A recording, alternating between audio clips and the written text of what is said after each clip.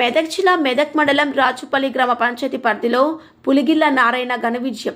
రాజుపల్లి గ్రామంలో యువతి యువకులకు మహిళలకు పాదాభివందనం చేస్తాను అని, అదేవిధంగా రాజుపల్లి గ్రామంలో ఇంటింటా ప్రచారం, నన్ను నమ్మి అత్యధిక మెజార్టీతో నన్ను గెలిపించిన రాజుపల్లి గ్రామ ప్రజలకు పేరు పేరున నమస్సుమాంజలు తెలియజేస్తూ రాజుపల్లి గ్రామంలో ఏ సమస్య వచ్చినా అన్ని విధాలుగా అండగా నిలబడతానని, బడుగు బలహీన వర్గాలకు నా వంతు కృషి చేస్తానని ఆయన మీడియా ముఖంగా తెలియజేయడం జరిగింది.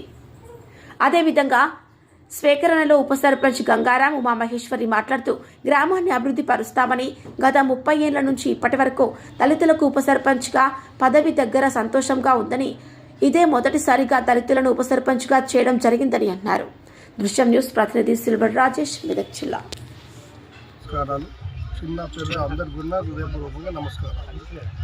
అది ఏమైందంటే మేము చెప్పేది ఏంటంటే, రాజ్యాంగం వచ్చిన నుంచి స్టార్టింగ్ నుంచి మా ముందే సర్పంచ్ గారు, సమితి ప్రెసిడెంట్ గారు రాజిరెడ్డి సాబు అంటే మేము చూడలేదు.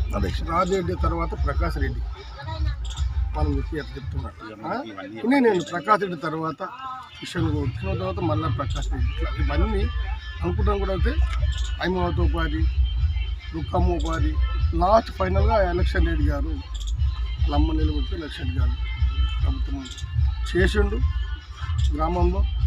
అటు తర్వాత ఆయన తరపునే మేము ఆయన ఆధ్వర్యంలో నిలబడి మేము గెలవడం జరిగింది. అది ప్రజల తీర్పుతోని మేము మంచి చెడ్డ అనే ఆలోచన చేసుకుని ప్రజలు తీర్పు ఇచ్చింది. మా మీద కాంపిటీషన్ మస్తు ఇస్తున్నాడు.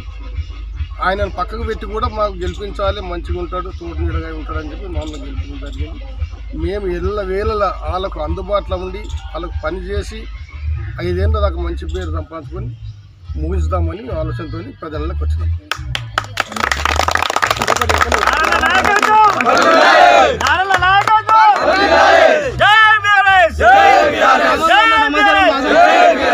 మీ మిస్సెస్ ఓకే, కంగ్రాచులేషన్స్ అన్న. ఈరోజు నిన్న జరిగిన గ్రామ పంచాయతీ ఎన్నికల్లో టీఆర్ఎస్ పార్టీ నుంచి డిక్లేర్ చేసినటువంటి పులిగిల్ల నారాయణ అభ్యర్థిగా నిలబడడం జరిగింది. ఈరోజు నిన్న జరిగిన ఎన్నికల్లో మరి 238 ఓట్ల మెజార్టీతో ప్రత్యర్థిపై గెలిచి మరి ఈరోజు మేము కొంచెం సంతోషంతో ఉన్నాము. కానీ ముందు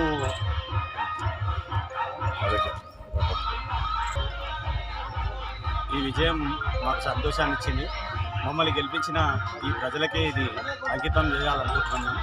ఇంకా అంతేకాకుండా మాకు ఏ సమస్యలు అయితే మా ముందుకు తీసుకొచ్చి ప్రజలు మాకు చెప్పడం జరిగిందో ఆ సమస్యలలో అతి ముఖ్యమైనవి ఈరోజు నీళ్ళ సమస్య, తర్వాత వీధి లైట్ల సమస్య, తర్వాత చెత్త సమస్య. ఆ చెత్త సమస్యకు మరి గత మా ప్రభుత్వం ఉన్నప్పుడు ట్రాక్టర్లు పెట్టి ఎక్కడ కూడా చెత్త లేకుండా ఎప్పటికీ పరిశుభ్రంగా ఊరించడం జరిగింది. కానీ ఈ 2 సంవత్సరాల నుంచి ఆ ట్రాక్టర్లు డీజిల్ కూడా డబ్బులు లేక వాళ్ళు డీజిల్ కూడా పోయాక ట్రాక్టర్లు మూలన పడేయడం జరిగింది. కాబట్టి మరి ఎక్కడిదక్కడ గ్రామాలలో మళ్ళా చెత్త మొత్తం ఎక్కడిదక్కడ పేరుకోవడం జరిగింది. తర్వాత డ్రైనేజీలు కూడా క్లియర్ చేయక ఎక్కడెక్కడ అవి కూడా పూడకపోవడం జరిగింది. మరి ఇవన్నీ మాకు ముందున్న ప్రస్తుతం గెలవగానే గెలిచినాం కాబట్టి మాకున్న మొదటి సమస్యలు ఇవి ఉన్నాయి. ఇవి ముందు క్లియర్ చేసిన తర్వాత ప్రజల నుంచి ఇంకా మాకు ఏ సమస్యలు అయితే తెలియజేస్తారో ఆ సమస్యలపైన ఖచ్చితంగా మేము అవ్వాలని పనులు చేయడానికి మేము ప్రయత్నిస్తాం. ఖచ్చితంగా చేసి తీరుతామనే మాకు ఆ నమ్మకంతో. ఇంకొకటి ఏంటంటే మరి గత ప్రభుత్వం ఉన్నప్పుడు మరి పెన్షన్లు 2000 ఇవ్వడం జరిగింది. మరి మా ప్రభుత్వం వస్తే 4000 చేస్తామని చెప్పారు. మరి 4000 చేయడమే లేదు. మరి ఇంకా కొత్త పింఛన్ అయితే ఇప్పటివరకు ఒక పింఛన్ కూడా ఇవ్వలేదు. 4000 చేయలేదు, కొత్త పింఛన్ ఇవ్వలేదు. ఏవైతే హామీలు చెప్పారో ఏ హామీలు ఇవ్వలేదు. వాళ్ళు చెప్తున్నది ఒకటే, 6 కిలోలు బియ్యం ఒకటే ఇచ్చినామని చెప్తున్నారు తప్ప ఇప్పుడు వేరే ఎట్లాంటి ప్రయత్నాలు చేయలేదు. వేరే ఫ్రీ బస్ ఒకటి, ఆ ఉచిత బియ్యం ఒకటి అయింది, మన 6 కిలోల సన్న బియ్యం ఒకటే తప్ప సెంట్రల్ గవర్నమెంట్ కేంద్ర ప్రభుత్వం ఇస్తుంది. అది కూడా కేంద్ర ప్రభుత్వం ఇస్తుంది. అది మేము ఇస్తున్నామని చెప్పి దాన్ని చెప్పుకుంటారు తప్ప ఇంకా వీళ్ళు చేస్తుంది ఏం లేదు. కాబట్టి ప్రజలు ఇంకా 3 సంవత్సరాలు ఉంది కాబట్టి ఆ 3 సంవత్సరాలైనా వాళ్ళు మారకపోతే తగిన గుణపాఠం ప్రజలే వాళ్ళకి చెప్పారని చెప్పి మేము మా సందర్భంగా తెలియజేస్తున్నాం. నమస్కారం.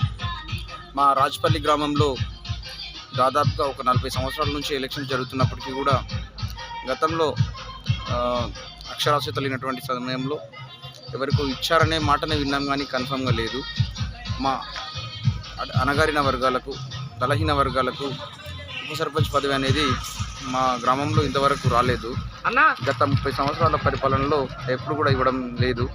అయితే ఈసారి మాత్రం ఈ యొక్క ఏర్పాటు చేసినటువంటి ఈ కొత్త కమిటీలో కనుక ఈ యొక్క రాజుపల్లి పంచాయతీలో కనుక మాకు మొదటిసారిగా మేము చూస్తున్నప్పటి నుంచి నా వయసు 30 సంవత్సరాలు.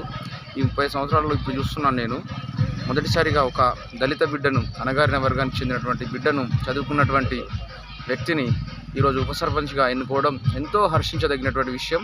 ఈ విషయంలో ఎంపిక చేసినటువంటి ప్రతి ఒక్కరికి కూడా కృతజ్ఞతలు తెలియజేస్తున్నాం.